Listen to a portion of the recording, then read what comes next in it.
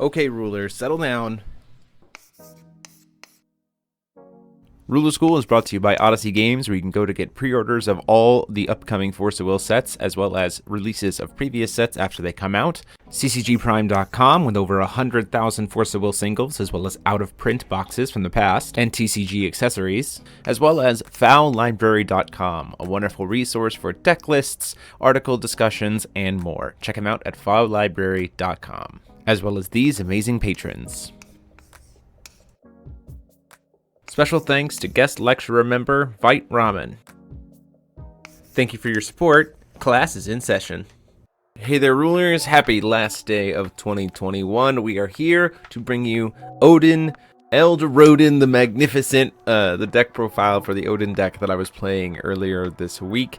I do think that this is a good, really strong starting spot for Odin to be building from. I mean, you know, you can say that Eldorado is kind of a meme, but ultimately it is a very, very good reanimate target, and it's very easy to get to the grave because of Order of Faith, and it just does a lot of pressure. It does a lot of really good things and generates a lot of advantage. It's one of the few cards in Odin that generates consistent positive advantage as opposed to neutral advantage, which is really, really good, especially when you consider things like repeating Faith Revival, that if you have in hand and an Eldorado on field, this is just going to be kind of that repeating nonsense like you saw in that second game of the feature match.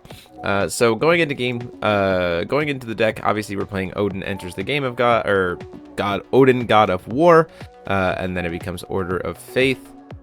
Hold shift, there we go, Order of Faith. The order is the one that lets us mill a card. It also lets us get a bonus to our attack equal to the cost of the card.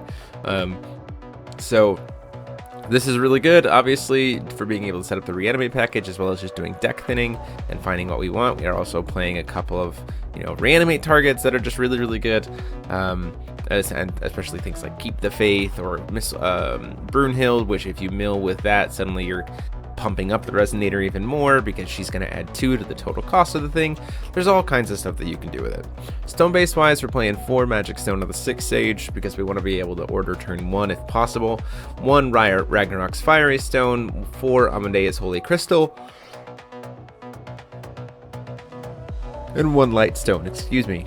So this is essentially the setup because we primarily want white. Ragnarok's Fiery Stone is really great. It sucks if you hit it turn 1, but it's really rare to happen. It also doesn't super matter if you coin out your order and then call stone, and then you hit Ragnarok's Fiery Stone because you don't miss out on anything really for the turn. And then starting from the following turn on, you just never have to tap your ruler to call stone, even if it's unordered, which is really awesome. And then we are primarily a white deck, so the main reason we're playing Ragnarok's Magic Stone of the 6 Sages is for the early order, so it's not hugely important outside of that tempo bonus. So if you can't find them, certainly don't feel like you have to have it in order to have a fun time playing Odin. You just got to recognize that you're going to be playing maybe a little bit slower, leaning heavier a little bit on your flutes, or kind of hoping for the draw more often. But the deck is almost exclusively white, so it's very easy to not have to worry about the color fixing from that. We're playing 4 copies of Flute, which is great because you can grab it back with Keep the Faith, and you could do all other kinds of things. So then suddenly Keep the Faith can be a ramp spell, which is a little silly. And then we're also playing 3 copies of Suya with Curse of Ragnarok. This is nice because we can, force banish of things. We can reanimate it with Keep the Faith. And it also lets us sacrifice our own Eldorado once we get that engine started to be able to keep going, because what happens is Suya says target player, right? So you can just target yourself, banish your own Eldorado after it's swung, and then immediately reanimate it. There's a lot of cool stuff that you can do there. 4 copies of Artillerist of Faith. It helps. We're not using it for a ton of damage in this deck, but we have enough big dudes that we want to be able to discard that, hey, if we've got a couple Brunhilds removed, suddenly we're dealing a lot of damage, closes us out, and helps us get through the deck faster.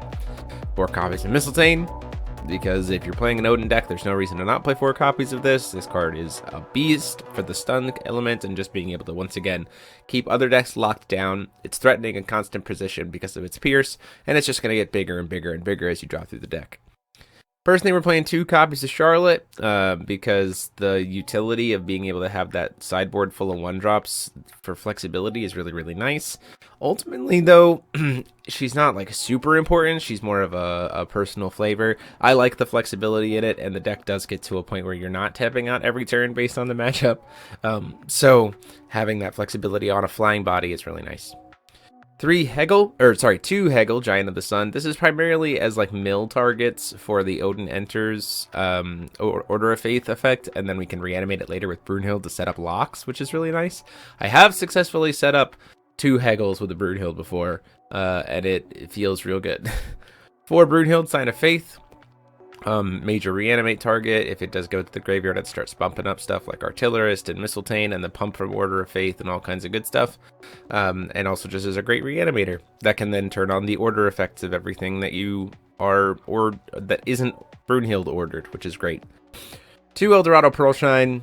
You don't need more than 2 because we're probably milling him like first off of the first order, but having a second one in hand isn't a bad thing. Or if the first one somehow gets removed, you have the second one to be able to lean back on. 2 copies of Holy Sword of Mistletoe. It's really nice. This card's really important to be able to deal with. I play more in the sideboard to be able to deal with Garion, because Garion's a problem for this deck. This deck doesn't like fully rely on 1-drops. Like we have cards that we can play that aren't 1-drops, which is nice, but Holy Sword of Mistletoe is really good to be able to help answer Garion, because like when he's tapped, you know, when he goes to attack, you can just pop him, which is really great. 3 copies of Dark Sun. Excellent card. One of the biggest things that keeps us in control above Kaguya decks. 4, and we can bring it back with Keep the Faith, which is also really helpful to just keep the number of things that our opponent has on field low, which is awesome. 3 copies to Keep the Faith. The only reason we're not playing 4 is because 1's in the sideboard, so we can grab it with Charlotte. If I wasn't playing Charlotte, this card would be a 4 of instantaneously. This card is insane. The reanimate and the pump are both great, and it also helps us as Odin be able to draw more cards. You know, pop your own. If we somehow ordered a Mistletoe, or no, we can use this to pop an Eldorado, draw 4 cards, and then immediately reanimate it. It's really good. 4 copies of Odin Enters. It is our only real spot removal in this deck. It is kind of one of the weaknesses of Odin for sure, is the lack of good spot removal. 1 copy of Gungnir as a way to be able to pop our own Eldorado usually, or turn off the order that we're working with to be able to board clear. This is really nice to then be able to like push through for lethal or something else like that.